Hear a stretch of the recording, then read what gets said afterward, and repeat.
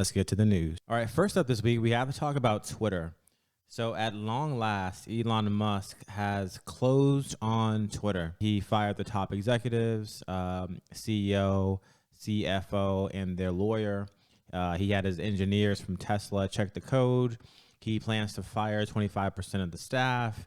In the meantime, he's forcing them to work on something called Twitter Blue to make it kind of like change the pricing model by November the 7th. So it's going to be $20 a month now for them to retain their blue ticks or blue checks. And they have about 3 months to actually accept those changes. Otherwise, they're going to get more or less their blue check removed. So definitely some interesting stuff here. He's cleaning house. He's cleaning house. And so given that, obviously, this one's going to merit an S tier. Next up today, we have New York. So a New York court has basically reinstated all the fired public employees who got terminated for refusing to take the COVID vaccine, or at least to demonstrate proof of vaccination. And so this is a major victory. If you may recall, I think I mentioned this the other week as being like very unscientific in terms of how New York was treating its public versus private employees, allowing the private employees to, not get vaccinated and yet still keep their jobs.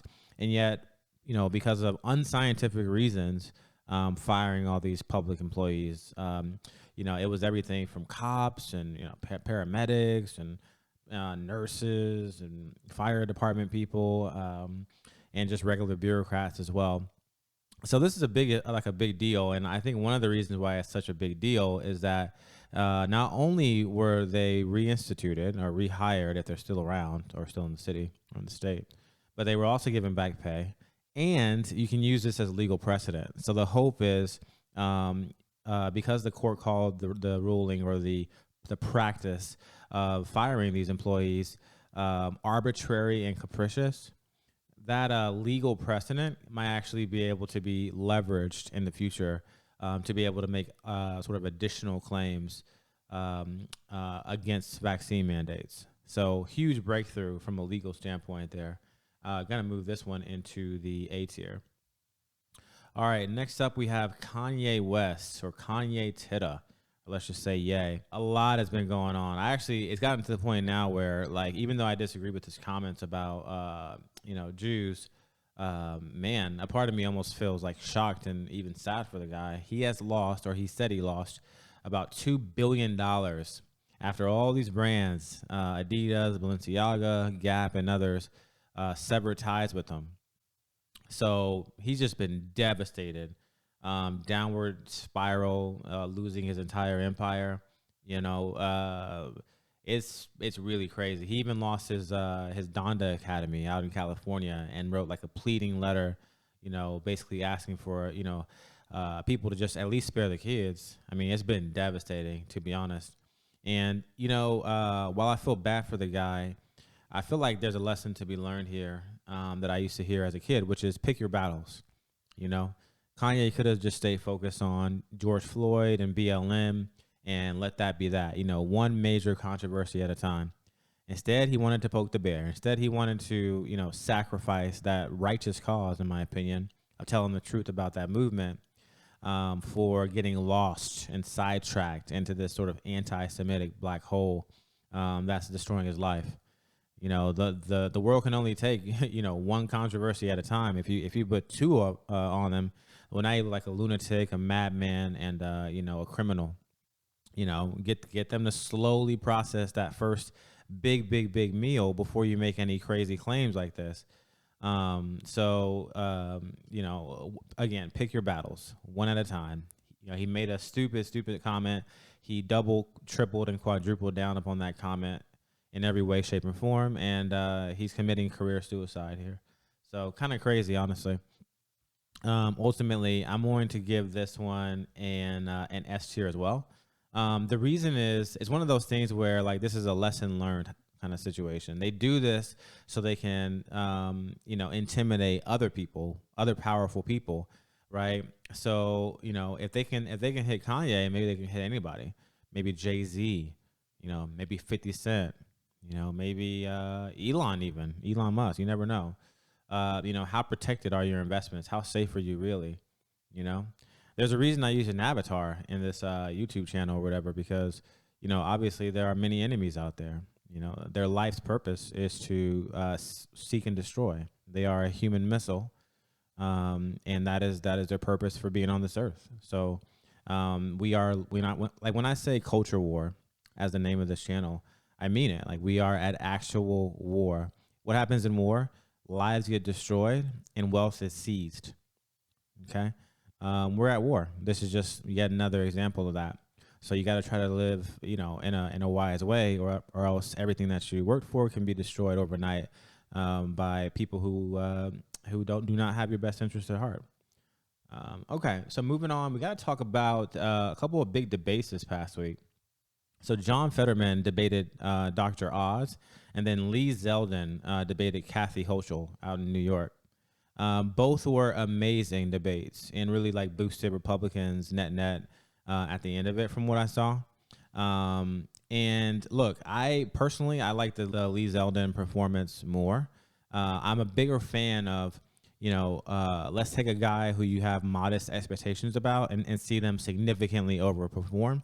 That's way more exciting to me than watching a brain damaged individual like John Fetterman mumble and murmur for an hour. That was somewhere between looking at a horror show and looking at like a really sad movie where you're just crying the entire time.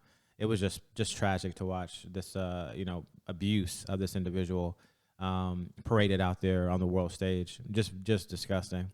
So anyway, Lee Zeldin was amazing, though. I mean, he was totally on point, hitting Kathy Hochul on every single topic, mostly crime, though. There's a soundbite about, crime, and Kathy is like, I don't know why it matters so much to you.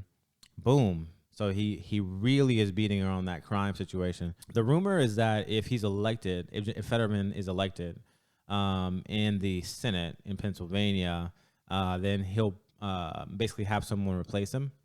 And then obviously if he does stay in the position and doesn't have anybody replace him, he'll just be basically a rubber stamp, basically an inanimate object, kind of like Biden, and just whatever they want to push through, just get automatically pushed through.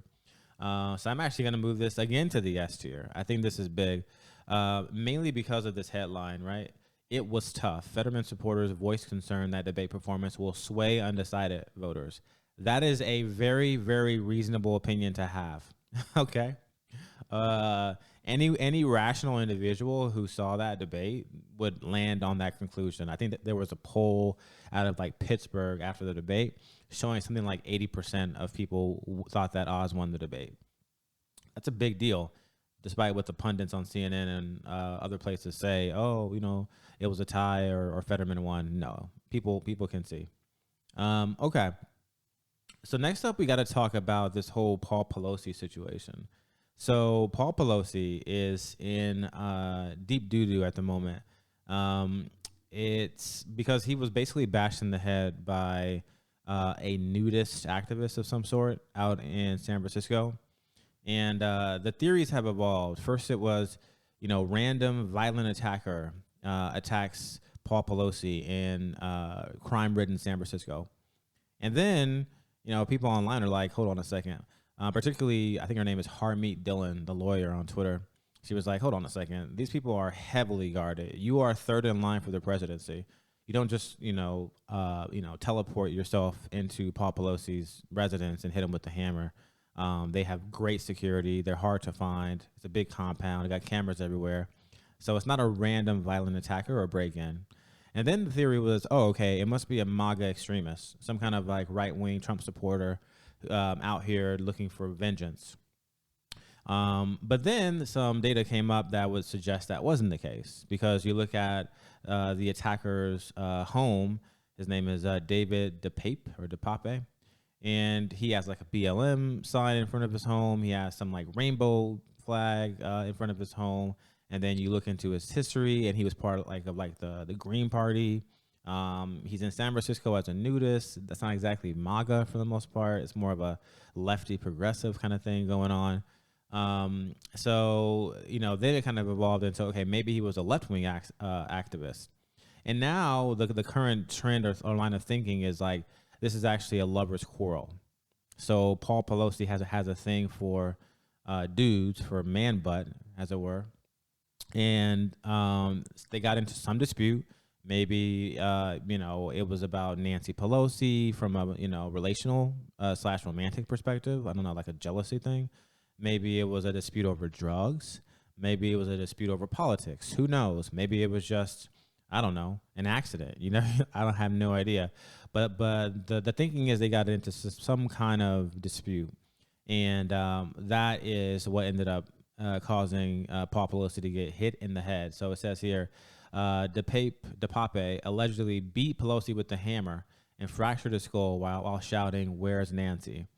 So it seems intentional, right? He did it. It wasn't even an accident, like I just theorized. It was intentional, and he seemed to be looking for Nancy in the process for whatever reason. So just kind of let's say a shit show, for lack of a better word. And one of the interesting things that is not being talked about as much. So first of all, the guy who attacked, he lived with a child kidnapper and public nudity activist. Basically, a kid, who tried to kidnap a 14-year-old boy. So this is a known pedo, okay, who lived with known pedos in this San Francisco home. And I actually skipped the daughter of this person. I should have mentioned this. The daughter of this person, Paul DePepe, says that he basically sexually abused her and her brothers. So again, channeling some of that Joe Biden energy, right? Who's been alleged to have done some crazy stuff with his daughter. And so, yeah, like apparently he abused them. Their mom kicked him out. She describes the girl who was abused describes him as a monster. He was a monster. This is her picture. This is the guy right here, David DePape. So this is just crazy. Just a crazy, evil, psychotic individual that Paul Pelosi was associated with.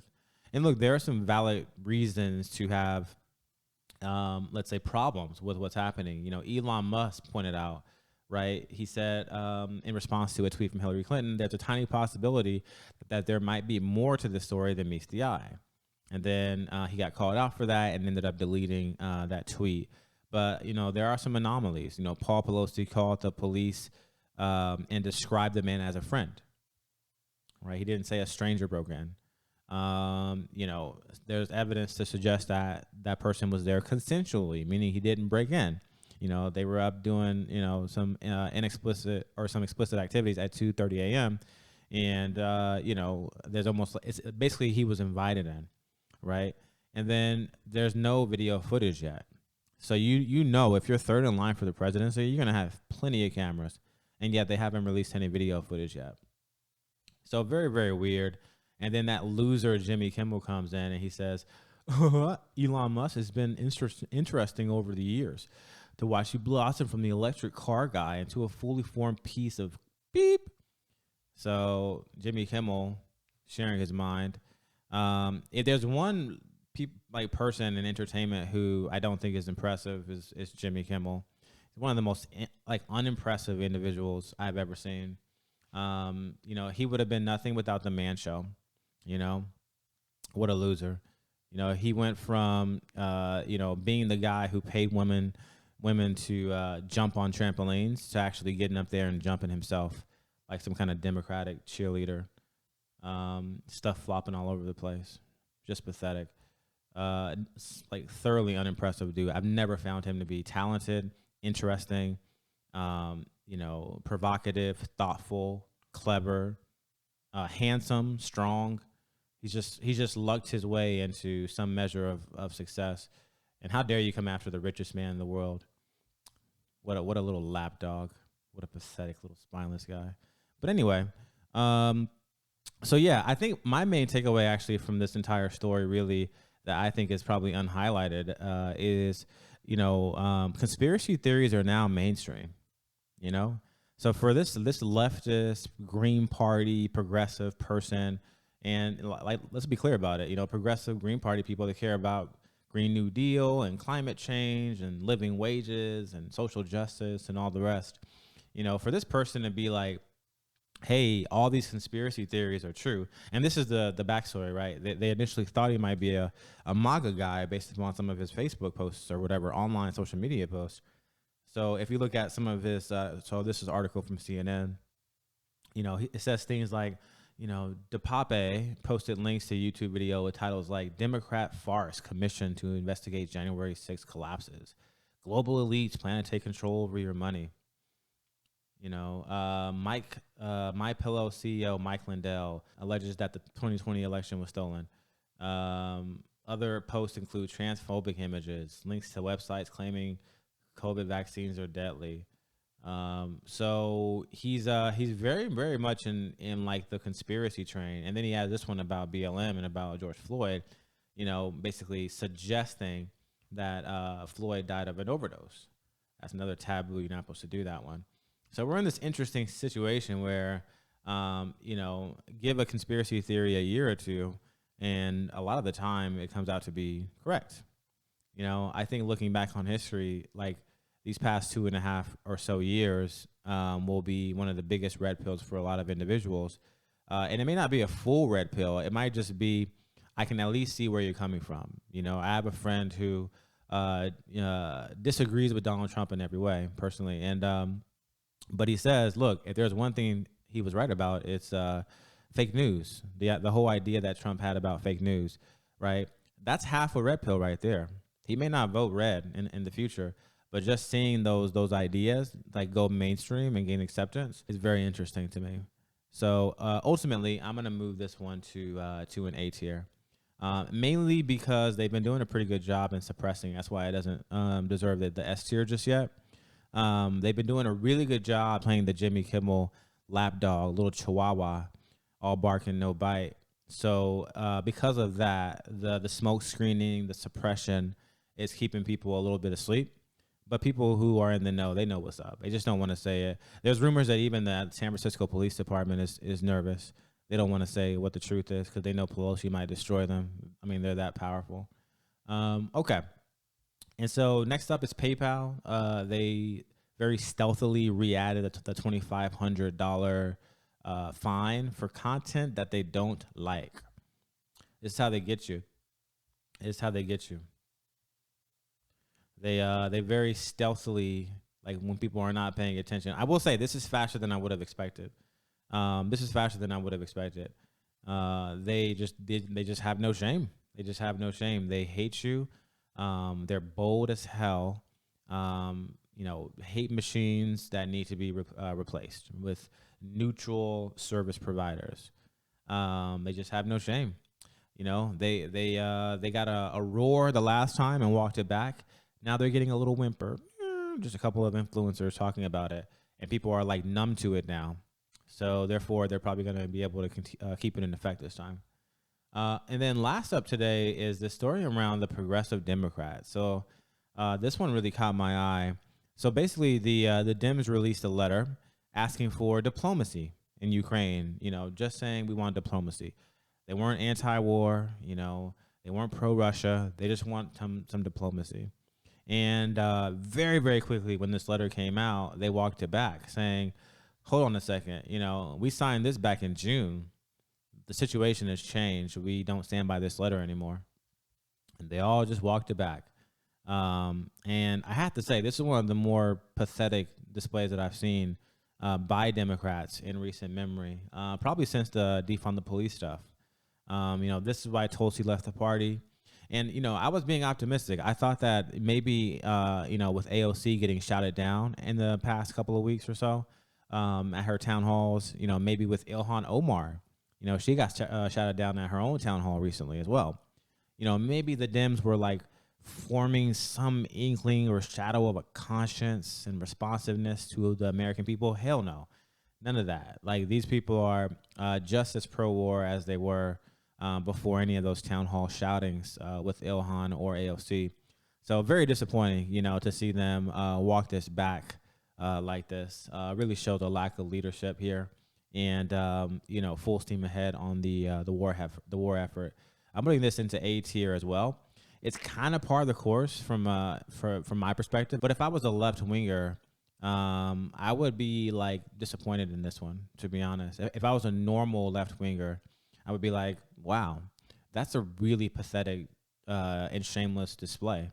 Thanks for listening to today's rundown. If you liked what you heard, please comment, like, and subscribe, and I'll catch you next time.